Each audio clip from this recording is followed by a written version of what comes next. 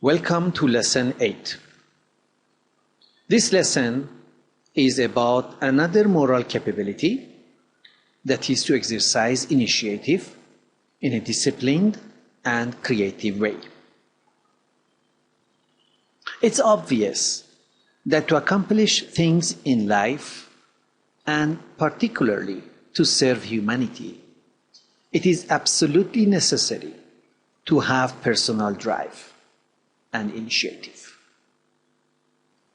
In this lesson, we will discuss those qualities, attitudes, skills, and abilities that discipline one's initiative to create good.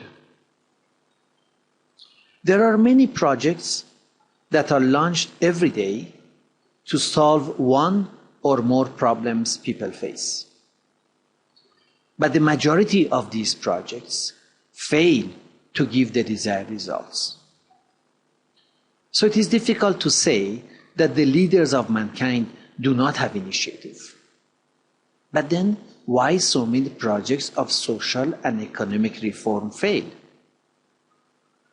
One reason is that, unfortunately, the motives behind these projects are not always selfless. Corruption is so widespread, and many of the projects are designed to benefit only a few people and not humanity at large. However, to say that all projects are of this kind is also unfair, as there are many projects dedicated to the welfare of humanity. But in many of these projects, we find there is lack of creativity and lack of discipline. We will explore these two shortcomings to some extent in this lesson. Let us suppose that, like many other people, you are busy with your own life. Then suddenly one day you wake up and decide that you should do something about misery, injustice, and suffering that happens around you. You long to make a difference to the world. So what should you do?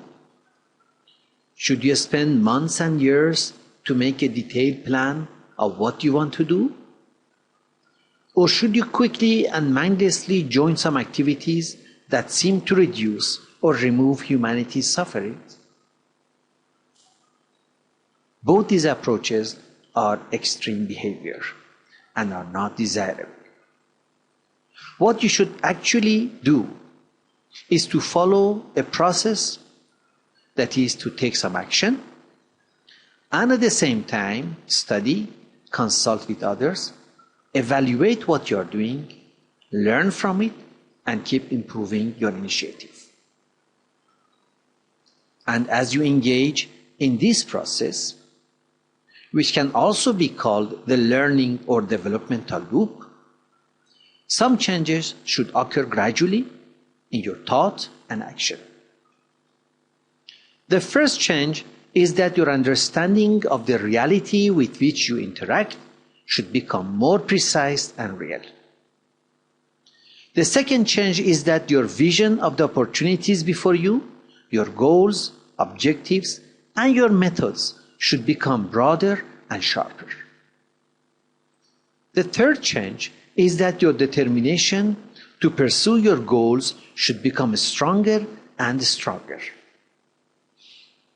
The fourth change is that the framework within which you work should become more elaborate and more consistent. Finally, the way you act should become better defined, more realistic, and more effective. To improve your creativity to create good is a challenge with which you have to work for many years. But at this stage, it is very important for you to describe some of the elements of your evolving conceptual framework that define your action. It's like an artist who first sets up a frame and defines the space wherein his brush can move to bring his vision into reality. In order to have a creative life of initiative, you too need to work within such a framework. Your framework will define the social and mental spaces you can access and will discipline your movements. Some other elements of your framework include your beliefs and assumptions, your aims and values, and your approaches in life. You should spend enough time to describe your conceptual framework. Some recommendations are given at the end of this lesson. For further clarification, you may also refer to the PowerPoint presentation about conceptual framework that's available on the course website. The final lesson of this module, that's lesson 9, is about fostering initiative.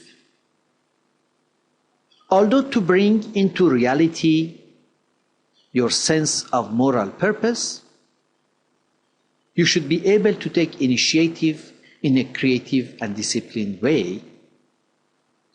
You also need to learn how to develop initiative in others. Then only you can meet the high aim of service to humanity.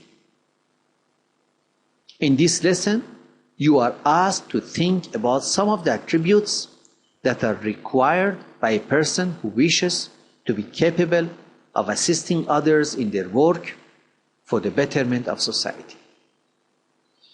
These attributes include the spiritual qualities that are necessary for a person who wishes to develop initiative in others. They also include some positive attitudes that he should possess, and a few negative attitudes he should avoid, as well as some skills and abilities he must have. The final question to discuss is about the very important skill of ability to encourage others. Such ability goes beyond simple praise. It should be sincere and free from hypocrisy. After completing this lesson, you should begin the first stage of your service learning activity if you have not started so far. Your service learning activity module will provide you the necessary guidance. You can also refer to a PowerPoint presentation on service learning activity, which is available on the course website. Association game is the next cooperative game of this module. The objective of this game is to develop generosity and a positive attitude towards others, thus strengthening the bonds of love and friendship, which are the prerequisites for fostering initiative in others. Each group size can be up to 20 members.